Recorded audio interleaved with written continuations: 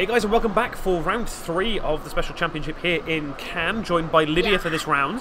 Hello guys! And we've got quite an exciting looking matchup. We've got a busted match coming. So we have Nico Alabas versus Joe Bernard, both currently 2-0, Yes.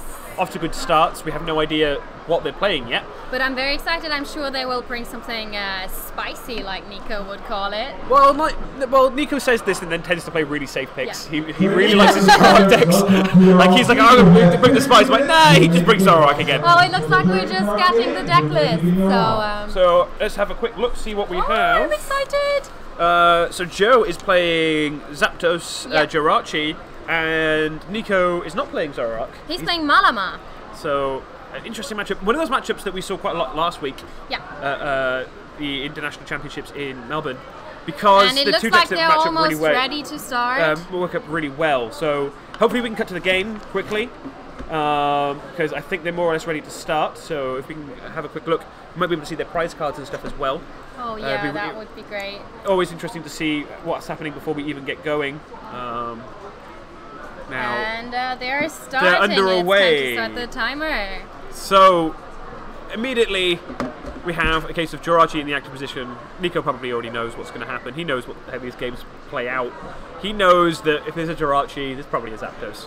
So he can make his turn 1 accordingly.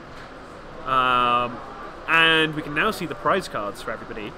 Ooh, that's 3 rainbow Oh my god! energy in the prize cards, which is actually the traditional European list, as it were, for Zapdos. So after last week, it became a thing of a split between the US builds, where they were playing a combination of just basically really consistent, a lot of switch cards, and the rainbow build, where you have access to things like the non-GX Buzzwole and the Nihiligo, to take KOs against matchups that are otherwise kind of awkward.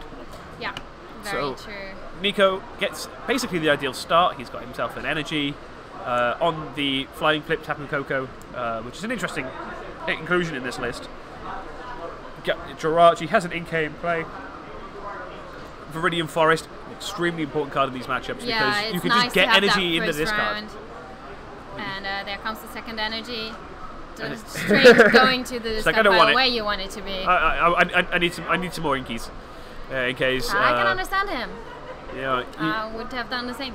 Really does want to try and get to the point of having as large a board as physically possible, so that he can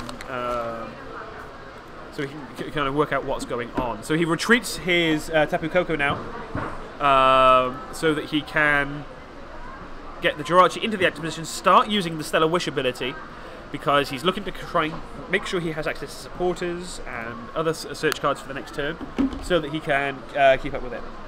So takes the Cynthia, ready for next turn, probably telling Joe that his hand has other things in it already, because he knows that he wants to fulfill it. And Joe having to just kind of take a turn, and the Jirachi is still asleep. Oh, that's not really the biggest problem. Well, it is, because he's already used one of his escape boards. I don't know how many copies he's playing. It's fairly high counts typically, 2. so he's only playing 2. So he does need to get to the second one to move the Jirachi, especially if Joe opts or can't find a way of getting another basic. Yeah. It's a nice lot of his switch potential. But then Nico is also playing multiple copies of Switch, and I think I also it saw looks like it's Joe's turn now, and he's not really sure what to do. Well, Nest Ball first, always a solid start, I'd say. Always making sure to play these cards in the correct order, because you want to make sure that you take the Pokemon out, so you have a better chance of hitting the supporters and stuff if you haven't got one in your hand. And I didn't see one for Joe. Also, that's now the point where Joe actually reveals to Nico what kind of deck he's playing, because so far Nico has not really any idea. Well, it's the thing is that as soon as you get a card that's very popular, so like the Zoruas with Zoroark decks, and with Jirachi, which are very powerful engines, you can see that Pokemon turn 1 and you have no idea what the other 59 cards are for your opponent. Yeah. At this point, especially because these two players know each other quite well. True. They've played it. I'm assuming they must have played hundreds of times, actually. I can imagine that they're actually having a quite chatty, funny game. Oh, that is an interesting Ultra Ball to use, considering he has 3 Rainbow Energy in his prize cards. I'm not so sure if he checked the amount of Rainbow Energies in his deck. Or maybe he just thought, Maybe well, he doesn't think he wants those 3 attackers. are in the prize cards anyways. Maybe I just need none of them. That'll be an interesting situation if he goes later on. Goes, oh, I need one of them. But he does have the escape board, so he can actually take the knockout if he wants to on the active Jirachi.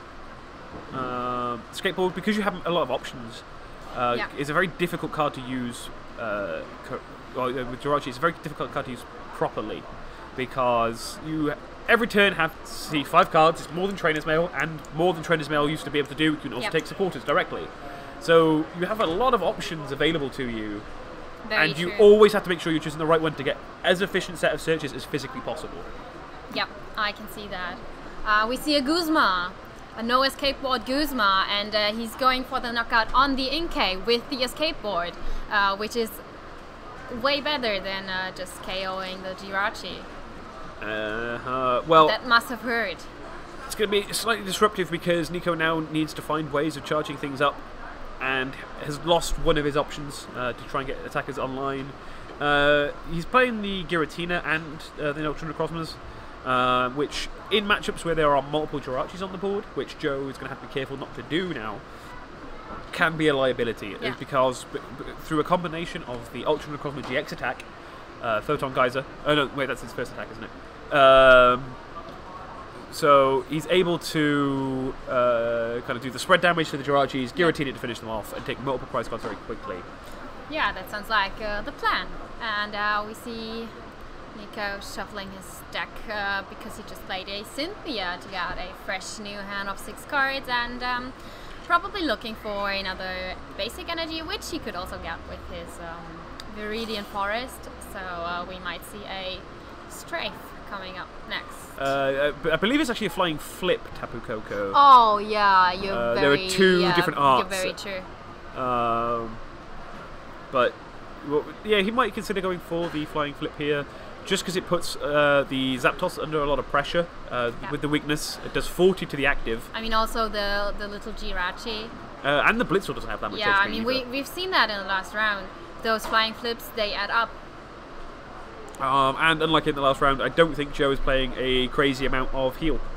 I'm going to go with no. True. He's playing none. But how surprising. He'll be able to work his way through, because the flying flips then mean that the Giratinas can take knockouts on the 2 prize attackers. Though, again, that's not going to work so well when Joe isn't playing any. Oh no, he has the Tapu GX, which does mean that Nico does need to be slightly aware of how much energy he puts in play, because the Tapu Koko GX can come in, take a big knockout with the GX attack, and then continue taking prizes, because it's unlikely to get knocked out immediately. Yeah, and we see the first flying flip and the Shrine of Punishment damage. No, I'm sorry. Why is there 30 on the bench? Because of Giratina. Ah, yes, the Giratina, okay. So, Joe... The problem with having the Zapdos start is, as good as it is in terms of being aggressive and taking the first prize, because this is going to entirely come down to who basically misses a knockout first. Yep. It does then mean that he has to get it back out the active before he can do anything else, which means that he may struggle to find all the resources. Energy. He did take it from the prize cards. Oh, yeah. With that many in there, it was always like it was 50-50 yeah, that he took it. True. So it's not so serious, but he's now got, I think, just the Guzma.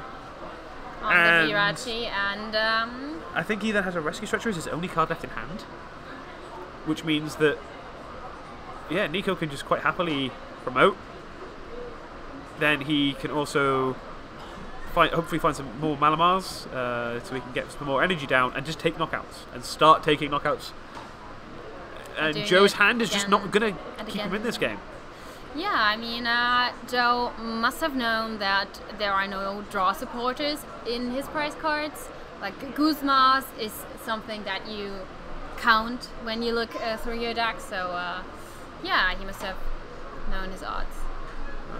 It's just kind of the perfect way of getting a Malamar into play is to discard the Psychic Energy, because like I said, I'm going to get it anyway. Yeah, and Joe is helping us counting the Psychic Energies. Looks like there are 2 in the discard pile. Yeah, Joe has basically gone with the... Yeah, no, there are definitely some of those in the discard, and this is going to be a knockout from Shadow Impact from the Giratina. Yeah, and we see that probably going to happen. So we see the Erica. Some players prefer Erica now over Cynthia because early game it's not quite as good, but late game when your opponent has a lot of cards in play, you start to draw really efficiently, and that can be that it's not shuffle draw. So it means that sometimes you don't want to put your hand back into the deck because there are cards in there you need to hold. Yeah, and we see another flying flip. We don't see the Giratina quite yet. It is powered up. It is on the bench. It is a threat, but there's nothing Joe can do about it. Well, Joe knows here that the Jirachi on the bench is one turn of flying flips out. Yeah. And it's just going to be a Guzma, which he took off the prize cards. Stellar Wish again, and I guess mean, he needs to get some draw support now. He really does, but he can skateboard just to retreat it.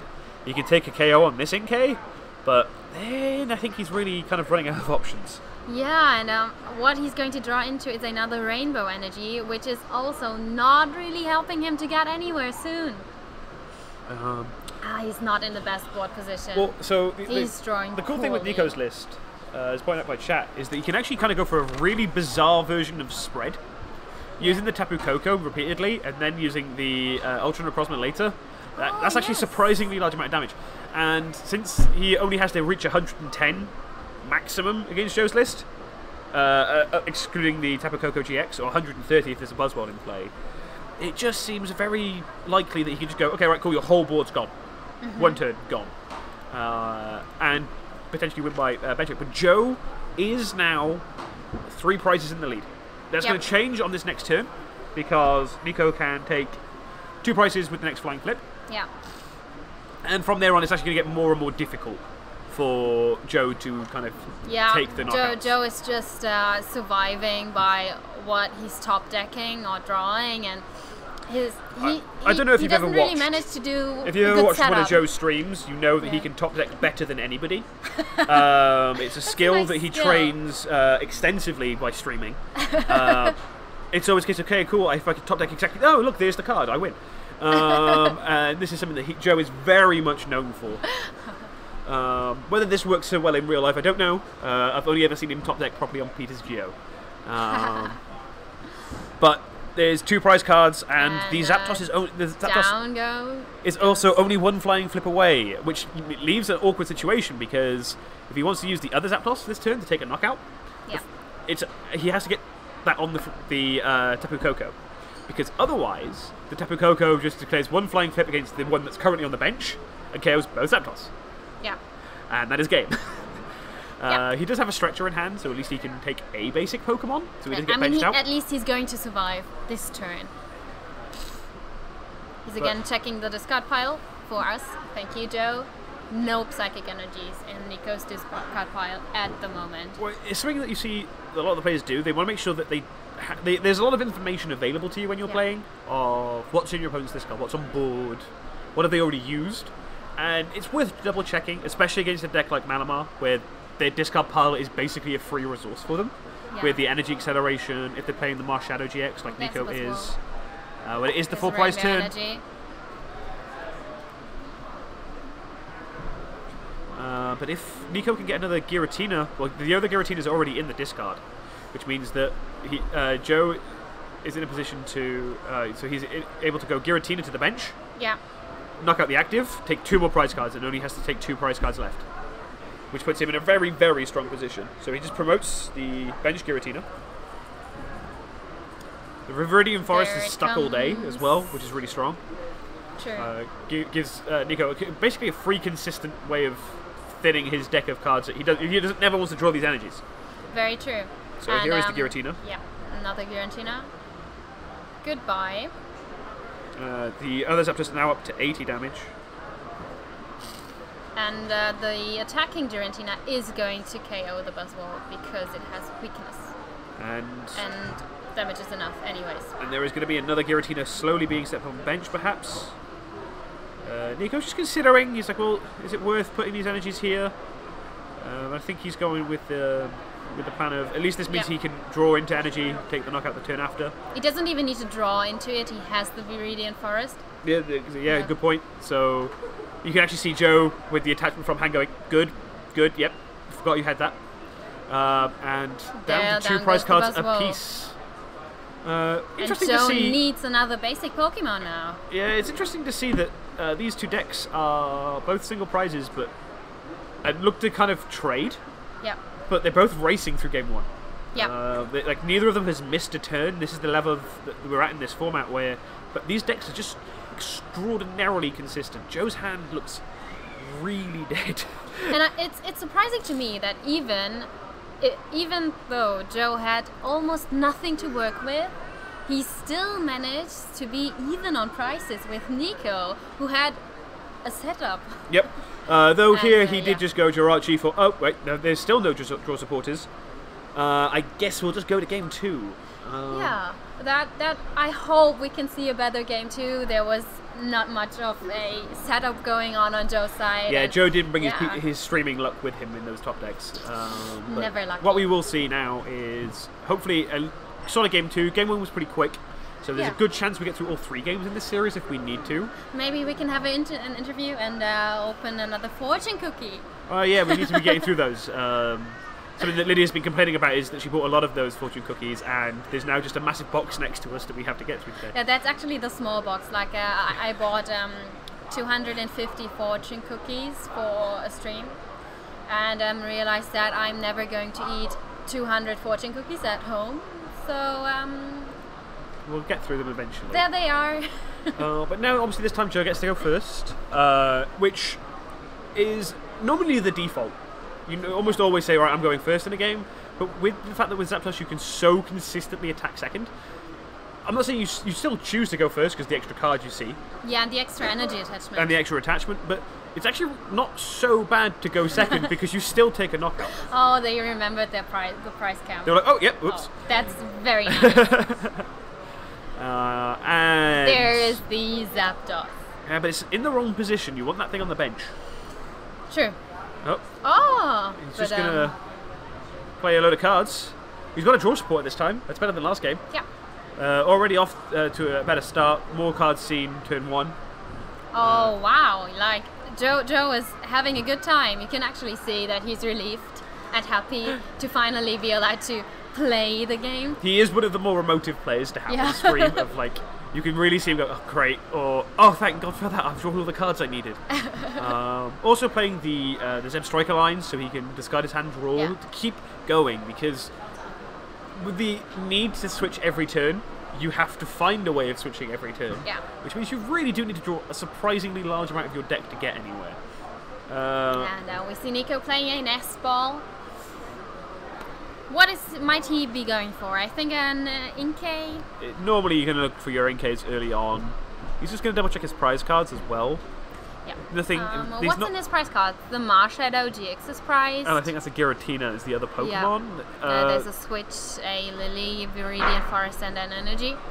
So double nest ball, getting out the Inkay immediately. It's a really good start because it means he's guaranteed one at least next turn. So if he needs to go into an attacker, the Tapu Koko is a cheap attacker for this deck, who is only requiring the one extra attachment. But he's just going to consider his options, because he does need to make sure he doesn't leave too many easy prize cards available, because that's what Joe's deck looks to do. Something that I think is a bizarre strength that people don't realise with the Zapdos Jirachi deck is it doesn't just take knockouts, because it has to switch. Yeah. It's actually quite happy going after your bench. So when you're playing against Zapdos, like part of the time you think, maybe if I take out the Jirachi, this is the right play, and that's the most disruptive thing you can do to them. But to do so, you have to use a turn to take out the Jirachi, which sometimes feels like a wasted turn. Since Zapdos looks to change the active every single turn, it's kind of happy to go, right, cool, that's an NK knockout. Because it will just take out your engine as it runs. Yeah, understood. So, Lily for Nico. One of the supporters that's seen a lot of play, will continue to see so. It's very strong, especially in your first turn. And which it is for Nico. The Jirachi stays asleep. Not too bad. Will we have a skateboard? I don't know if he had it in hand, did he? But a Volkner for Joe, so he can go and grab the escape board and the lightning. Yeah. I think he had a escape rope or a switch in hand, so we can go into the Jirachi, use its ability, escape board, go back out into the Zapdos, and take a knockout on the active Jirachi. Or if it was an escape rope, I guess he hits into one of the NK. I mean, his hand looks quite decent. Oh, it is a switch. Okay, so it's a switch, not an escape board. So Jirachi's ability is used. Joe actually remembering which way to turn a Pokemon when it goes to sleep, to the left. Nico's is actually the wrong way around, but not really an issue. I mean, they both probably know. It's a sleep, so left, and paralyzed, so right. I still have this printed on my play map because I will forget. And attachment to the Blitzel, ready in case he has to retreat it out the active at some point, because he knows that he has to keep switching, so he's like, okay, well, at least this way we can always have a retreat option if the Jirachi gets KO'd this turn. I mean, you also don't want to waste your energy attachment. And it does not make any sense to attach another energy to the Zapdos. No, so, especially because he's playing quite a high energy count with the 5 lightning and 4 rainbows, so he gets away with it.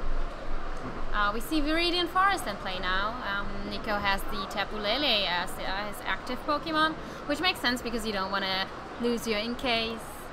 He can attack with Tapu Lele technically, so let's see. But yeah, I think here instead he's rather going for the Viridian Forest. So the Viridian Forest is actually a really good card for Malamar because it lets you fuel your discard, not just with that energy, but also as we saw there, you can put your Giratinas in there so you can get your free 10 damage out of them. Yeah, it's amazing. Nico's hand is extremely good. Mystery treasure. Sorry. Double treasure. So he can go and get 2 Malamars, he can get the energy in the discard, the Giratina in the discard. He does want to find a way of retreating the active Tapu Lele this turn, so he can take a KO. Unless he has a Guzma, if he has the Guzma, may be tempted to go for the Jirachi this turn, just so he can start putting some pressure on Joe's setup, because with only the Zapdos in play and no other support, Joe is going to find it slightly harder and harder every turn to keep taking these knockouts. Yeah, and we see Nico has now 2 Malamars in play. That's the amount that you need. Obviously you want all 3, but with 2 you're more than fine. We see the Giratina going to the bench, dealing a little bit of bench damage, and it's already powered up. So he had the Metal Energy, and that Giratina was in the deck only a few seconds ago and is now in the active position. 3 energies on it. And down goes the Zapdos. We see Jirachi get promoted. It's one of those Pokemon where it's basically an auto-promote. If it's on your bench, because it's like, oh, cool, I'm just going to get a free search. Like, that could be any card I want next turn. And it has no retreat cost thanks to escape board, so, I mean, what more do you want? So, he's got to find an attacker this turn, and really to be taking the KO from, he will need at least 1 plus power. 2 plus powers, I believe. It's 80 if Zapdos becomes active, so he's going to be kind of fiddly in terms of getting the KO. He needs to see electric power, plus power is the old version of it. But the non-type version of it. Which is something that I find quite weird, because for a while that wasn't a thing Pokemon did. They didn't print type-specific support, but now everything is type-specific, which is kind of... It's cool. It leads to these lightning box style decks that we saw, which is basically what Pikachu Zekrom tag team is kind of. It turns into a lightning box occasionally. So he does have the first Electro Power, 30 damage from extra damage from his lightning type Pokemon. This would be 110 if he has everything. But he does need the second. I see the second in his hand as well. Yeah, and the lightning energy is there as well. But I think he hasn't used Viridian Forest yet, so could have gone for the energy anyways. So the Electric Power online, 60 extra damage, and a Lily, big draw as well. So he can keep digging through his deck, because it is a case of whoever misses first loses this game. Yep, very true. We've just seen that happening, and yeah, there's the Zapdos, 2 Electro Power, and out goes Giratina. Giratina. So it's something that the Zapdos can do is it can take these fairly large knockouts Yeah. quite suddenly because of the electric power. And they come out of nothing. You just need to pray that your opponent does not have them in hand. Of course, you can calculate with them once they're in the discard, they're gone. But yeah. So Nico gonna have to go find another attacker now. Yeah. But he also needs to get his another Malamar online because I think he's gone. Well, the only way I'm actually setting this board up now is I have to attach to the active, then Malamar everything. So he can get the Giratina back out. The Giratina doesn't go away basically ever. Yeah. It will always come back. And Big Lily drawing fresh 6 cards. Wow. That used to be when Sycamore and Juniper were in format. We were talking about this yesterday. That's where you would have given a high five. No but high maybe five not here. But maybe not at this level of play. At this level, it becomes slightly more serious. So And there it is "Let's again, the Giratina, and I'm sure it will get some energies. Well, they are. we know they're all in there. And now he just needs to find a way of getting this Tapu Lele out of the active position. I mean, he still has his energy attachment off the turn. And there it is. So we do see Giratina coming in, and another we do Shadow see Impact. Zapdos going again. It's this matchup is quite repetitive. Well, the thing is that the game plan here is very refined. It's you have to go into your single prize attackers and focus on your single prize attackers until, in the case of Nico, once both players take a single extra prize, so they're down to 6, then he can consider going into the Photon Geyser range with the Ultra Malamar, so he can spread and take multiple prize cards simultaneously. Yeah. But up until that point, he has to basically go, right, cool, I'm a Giratina deck. These GX cards that are nice and shiny and look great, I'm not using those. Too risky. Just from watching this game, I feel like the Malamar is slightly in favor in this matchup because it has more consistency and can work from its board state, whereas Joe with his Zapdos deck is more like he needs to draw a bit more. He needs to live from his deck and from his hand. So, but I haven't really tested. So, what's your feeling on the matchup in general? It's not a matchup I'm particularly familiar with because I am very bad at playing Malamar somehow. But it is one of those things of you have to get slightly better starts. I think it is very close to 50-50. But really what happens is once Nico is set up, he is set up. That is it. He never has to keep digging. The Zapdos deck can do more, but is always looking for parts to be able to do so, which is a lot more work as the game goes on. It's good to note, actually, that with the Counter Stadium, that's going to start doing some damage to this Tapu Lele on the bench for Joe. Joe's got the Buzzwole to take out one of the Malamar. Yeah, I mean, he is in the... Help me again, what's the name of the attack? He's in range, he has... Yeah, Sledgehammer range. He has 4 prize cards. This is, as it is so often termed, the Sledgehammer turn. The Sledgehammer turn. Nico taking a second to double check his hand before promoting the Giratina. I think it was always going to be his promotion, but he just wanted to make sure there wasn't another option. I mean, it is powered up, no need to leave it on the bench. And he can take another prize card this turn. What he's done by spreading his... so Shadow Impact, the attack for Giratina, has a downside of 4 damage counters going to one of your Pokemon. Yeah. By spreading them around a little bit, what he's done is he doesn't know for sure if Joe is playing a Tapu Koko promo. Yeah. And if you put a second one on either of the Malamar, there's a chance that if Joe is playing the Koko, he can lose multiple Malamar simultaneously. It keeps his options a little bit more open as he goes on. Yeah, I can see that, yeah. So it gets another NK going, right, no, I would like to have 3 of these in play. And having to do quite a lot of work to kind of disrupt the engine. But this turn again, it's going to be a case of just a knockout after this Cynthia. I mean, Joe obviously knew that this Buzzwole is not going to survive, but of course, I mean, he needed to keep up with the knockouts, and KOing a Malamar is huge. I mean, it's Nico's engine, and if he can destroy a part of that engine, that's everything he wants. it's something that so there's a lot of decks now that have very specific engines that you're actually playing to disrupt. Yeah. And as soon as you play against a Zapdos deck, you have to be able to bench them in multiples. So if you only ever put one NK down, you lose because they KO it. So what you're actually forced into doing is these weird plays where you might not want to bench your NK at all until you can do 2, because at least then you know one's going to survive, and they might just ignore both then. Yeah. You want to have 2 or 3 on your first turn. So Jirachi back into the active. He's just looking at his discard. And we see a rescue stretcher for Zapdos. Are we going to see a Stellar Wish? I think so. We saw also another Electro Power, if I'm not wrong. Making sure he. So something that I really like about watching Joe play on stream is he's very, very careful with his board state. Yeah. He's very precise with making sure everything goes to the right place, and his board state is very clean. Nico's is also very clean, but the Lost Zone going straight under the GX marker is always nice. It makes everything a bit easier. I think that's something he might have because he casts as well. So he might know how important it is to actually have a clear board state so that everybody can understand what's going on. So Joe is really trying to. I think that what was happening there was an internal thing of, do I wish to sprint first with the Zeb Striker, so discard the card, and then draw 4?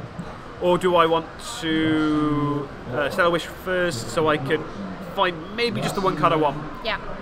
And I mean, he found a Guzma. So that might have been what he wanted. And we'll see how that goes next turn. I mean, he can go for another Malamar, right? Yep, we just got to basically stop Nico ever getting set up. But at some point, he has got to deal with the Giratina that's in play. It's all well and good taking out the engine, but if the thing that's doing all the damage just sits there, eventually you lose because it just does 130 every turn. He decides to go for another Malamar. Well, it's not so much if he decides or not. Sometimes he has no choice. It's so you got the Nihiligo there?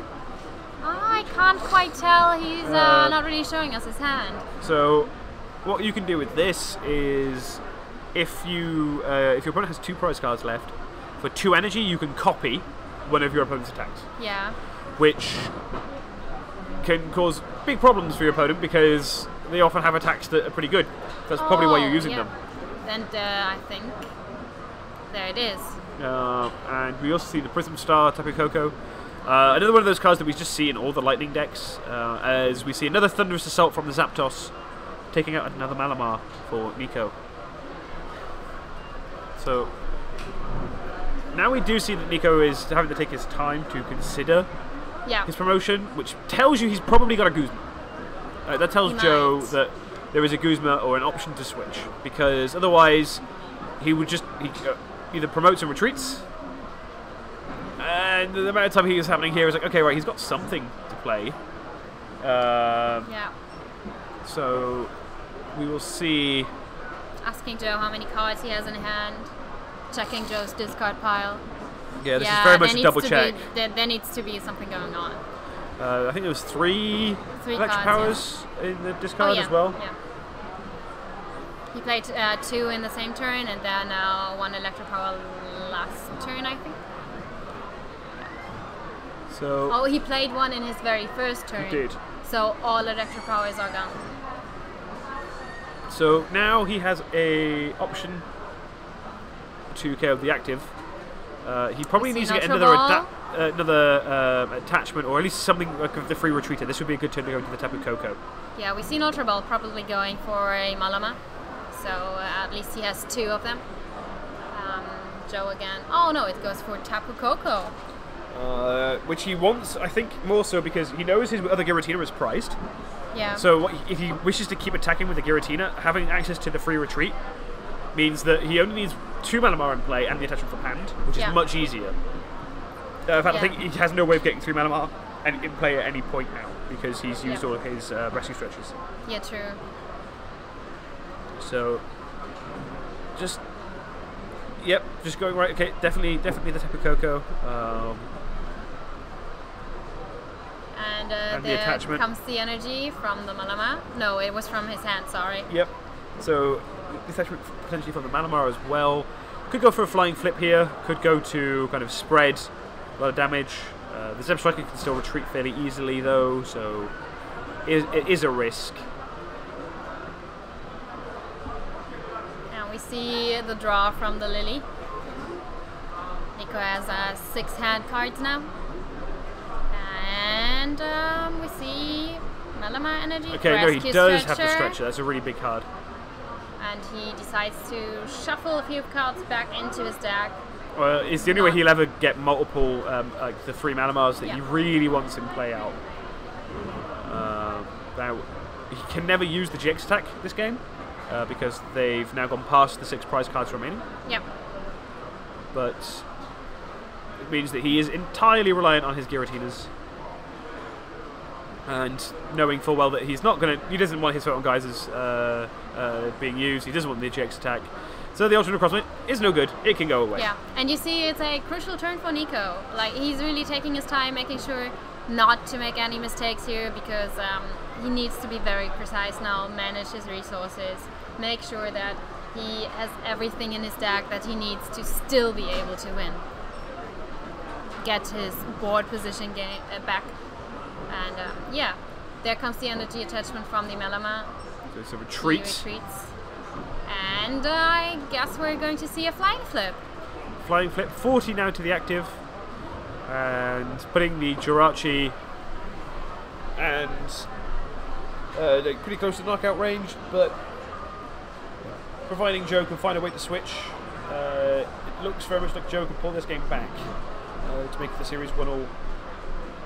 But I need to keep the time in mind. They need to, like, yeah, the pace of play needs to pick up if they want to finish this game. That's what I was trying to say. Sorry. Especially at this point, because if you are going to have ties, you ideally want to save them until later in the day, because you can guarantee yourself into the day 2 cut. And then you don't mind if you take a tie, because at least you've already made the top 32. I mean, it also affects your resistance. If you have a high score, you play against better players, so your resistance gets better. So in case you're in bubble range, you're a bit higher up in the ranking. Is this looking like he's attacking with Zeb Striker? It is. What on earth does a Zeb Striker do? Or is it so he can guarantee it retreats at some stage? I don't know. We'll see what his plan is for the match. Or for this round at least. So it's 60, so that means that he could use the Zeb Striker to finish off one of the weakened Malamars? Yeah. Yeah, I mean, it's not a bad attacker. 60 damage for 2 energies. Oh, okay, no, there we go. He has the Tapu Koko instead. Yeah. The only GX attack that this deck opts to play is the Tapu Koko. Can use the Sky High Claws ability attack now to take the knockout. And it's a card that's really hard to play around because it's just able to take a really clean one-hit knockouts on so much of Nico's deck. He has the Rainbow as well. Escape board to the Zeb Striker just in case. And also drawing some cards. Yeah, I think it was a Lily? No, it was a Sprint. Oh yeah. So yeah, sorry. So it's the first time I've really seen the Zeb Striker used. In a deck, most decks just went, look, Oranguru is only to 3, but I don't want to discard my hands. Yeah. Because of how hard you want to dig through your deck to guarantee switching. Sometimes it's okay. And a lot of your deck is designed just to be there to be burned, so that you can keep drawing. And we see Joe playing a nest ball. I don't know if there's anything he really wants. I think he's rather just checking. Oh, a second Jirachi. It can't hurt. It can't hurt. It's on his bench now. It's not in his deck any longer. Discarding a Jirachi. To guarantee the attachment for next turn as well. Yeah, makes sense.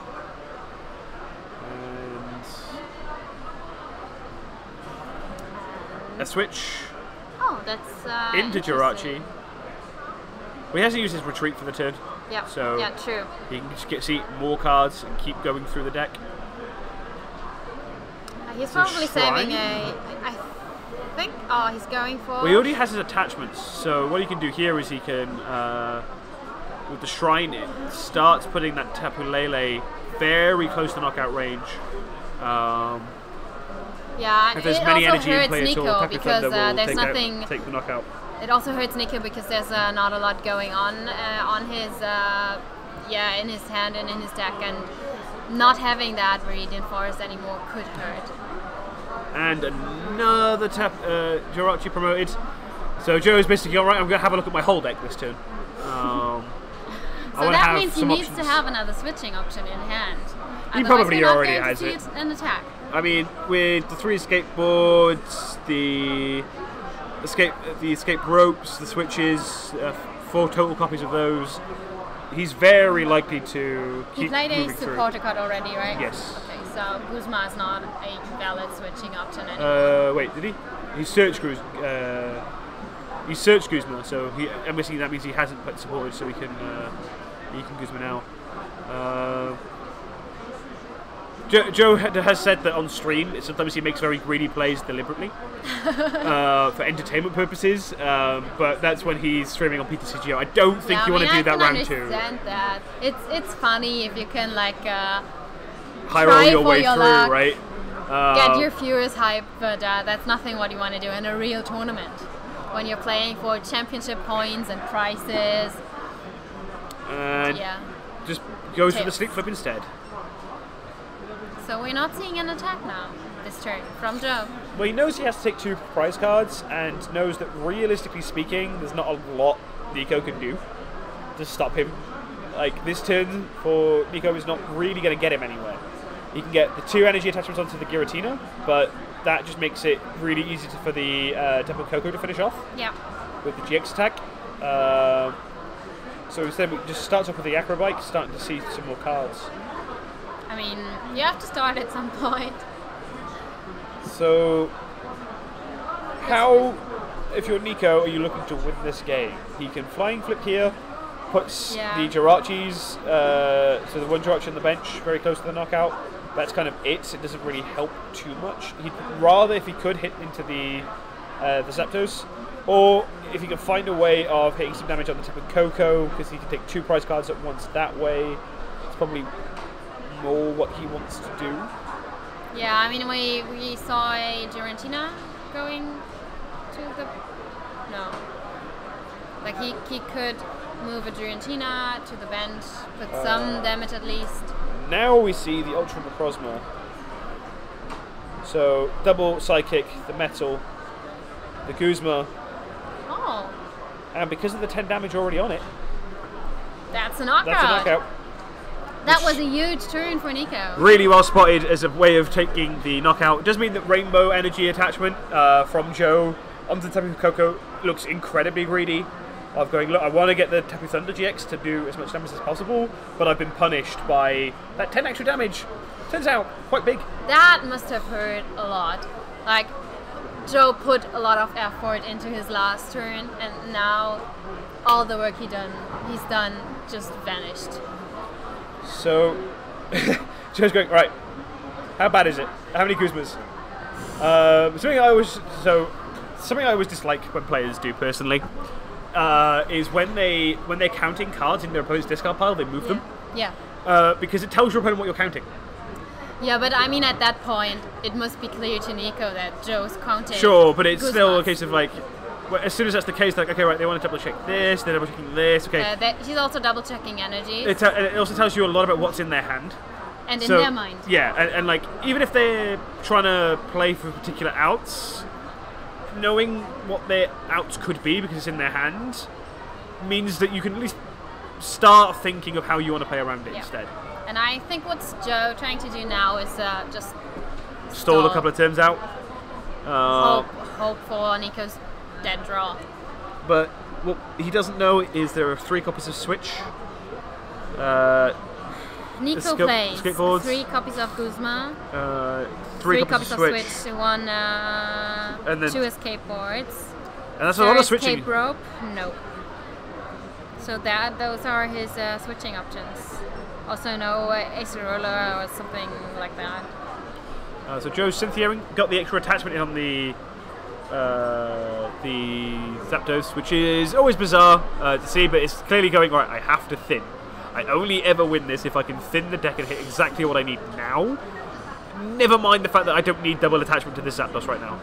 I mean, it doesn't hurt. And it's 120 damage. And we see switch, and that is it. That's it. Nico wins this game. We tried to see if we can get him for a short interview. Yeah. Well, so what we saw there was Nico having to show a really strong poker face.